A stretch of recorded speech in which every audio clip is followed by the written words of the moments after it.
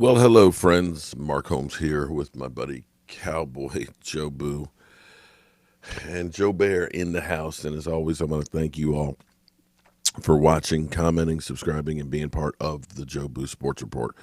Without you guys, this literally does not work. Welcome to Monday Morning Hangover. And boy, is it rough this morning.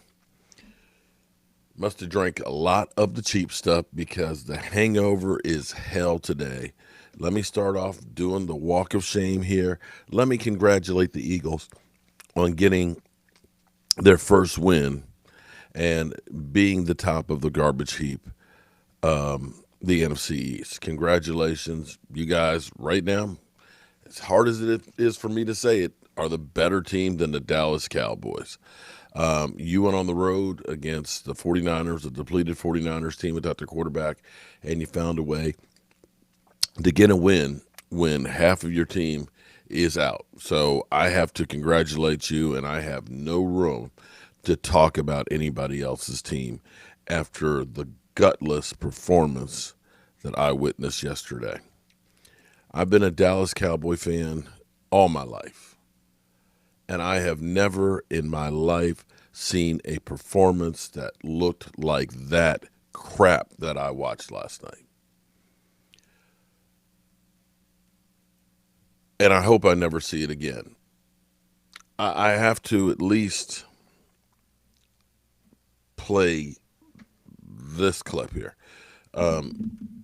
You know, you have to start to begin to wonder about D-Law. Was he a flash in the pan?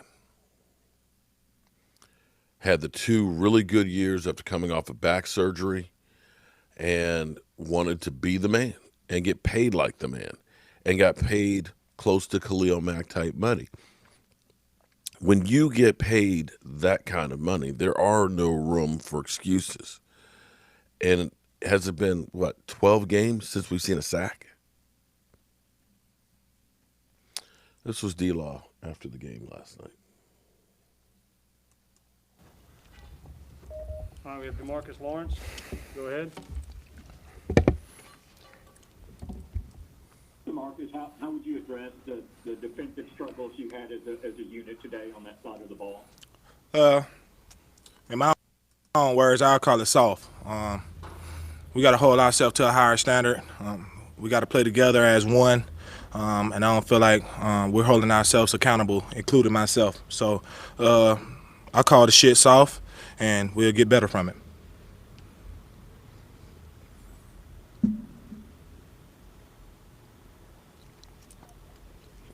Marcus, how surprising the run defense what happened today? Say it again. How surprising is it to see this today? You know they're going to run the ball and they're able to go for 307 yards. Yeah, it's not no surprise. We just got to do a better job of preparing and, really come with our full hearts in the game and play this game for 60 minutes straight. It's just all about bowing down and really showing, that you're a real man out there and playing together. DeMarcus, do you think your scheme is sound enough to try and stop offenses moving forward? It's not my job to think about what's right or what's wrong. My job is to go out there and try to make as many plays to help my team win the game. And I don't feel like I'm doing that right now, and I'll get back to it. Marcus, why do you think this team is 1-3? Like I said, we came out the gate soft. And in different words, I can call it something else, but it's just all about having some grit and, playing balls to the wall and going out there and giving it everything you got.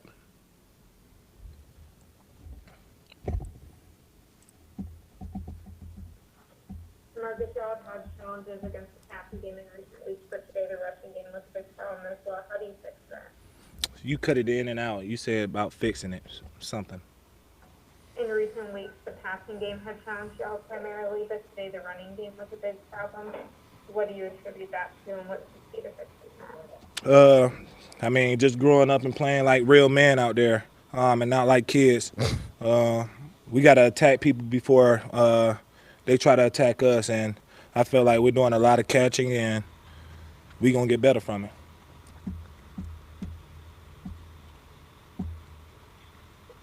Mark, this isn't an inexperienced unit that you guys have out there, especially up in the front. All right. Why aren't you guys attacking? Why is it more sitting back, like you kind of said? Like I said earlier, it's not my job to, worry about scheming or worrying about what the next man doing. I already got a hard enough job myself. But like I said, it's all about just attacking, and I don't feel like we're doing that at all as a unit. You've been here for a while, knowing the nucleus of this team. Is it a little bit surprising you found yourself in this spot right now? I wouldn't say it's surprising. If you think you're going to sit here and get a whole new coaching staff and, win every game and shoot for the stars, you got a big surprise coming. And, that was our surprise. Even we got so much talent, but, without that grit, without that toughness, talent don't mean nothing in the NFL. So it's all about us coming together, figuring it out, and getting better from it. I appreciate y'all time. Yeah. And there we have it. In 2013, where we finished 8-8, and we had one of the worst defenses that I could ever remember. We gave up 432 points that season, 6,645 yards. And we had Jason Hatcher, who ended up having 11 and a half sacks, I believe, who went on to Washington and got a big contract. We had DeMarcus Ware, and the defense couldn't do anything. We ended up being 8-8. This team is on pace to give up 584 points in a season. We're talking about 152 points more right now than what we did in 2013, which was abominable. It's on pace to give up more points than any team ever in the history of the NFL. And to make it even worse, we're on pace to get 4 interceptions for the season. Now, players get burnt. Players get burnt. That happens. The guy across from you gets paid just like you do to play. And when you reach the NFL, it's the cream of the crop. It's the top 1% of all players in the world. But what I don't see from this team, and he said grit, I'm going to say fire. I don't care what scheme you're in. There's no way in hell, looking at the numbers, it'll make you sick. There's no way in hell that you can't man up. Johnson, 7.3 yards per carry. Odell Beckham, 36.5 yards per carry. Kareem Hunt, 6.5 yards per carry. Nick Chubb, 7.2 yards per carry. And Hilliard, 3.8 per carry.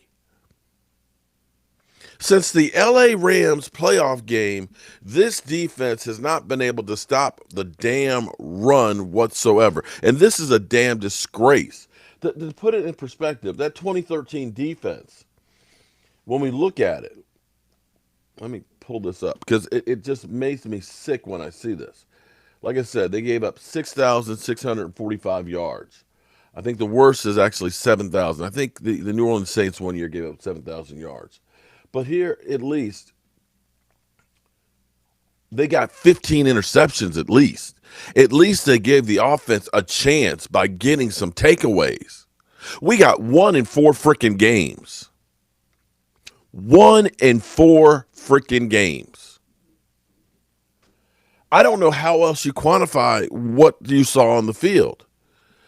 Jalen Smith had that great season and he was full of promise. He looks like a deer caught in the headlights now. He literally looks lost out there. And when he comes to tackle somebody. Before he would come with force and you'd see him go down. Now it's kind of like that first year he was starting with the drop foot, where he couldn't deliver a blow. Our cornerbacks stink. And the coverages. You got Darian Thompson out there totally lost. I don't understand what the hell the scheme is. I find it hard to believe that Clinton Ha-Dix was worse than anybody that we have back there at safety right now. Xavier, who I used to say laid the woods, I don't know what he's doing. I don't know what anybody on this defense is doing. And until we do something different, and it is crazy because you look at some guys out there that should be able to perform at least better than historically bad. We're talking about worse defense than since the 1960 year where we were an expansion team. Maybe when we put the 1960 logo up for this season, the 50-year logo. Is it 50? I'm sorry, 60-year logo.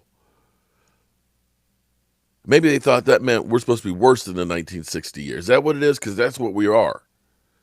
This is just a disgrace.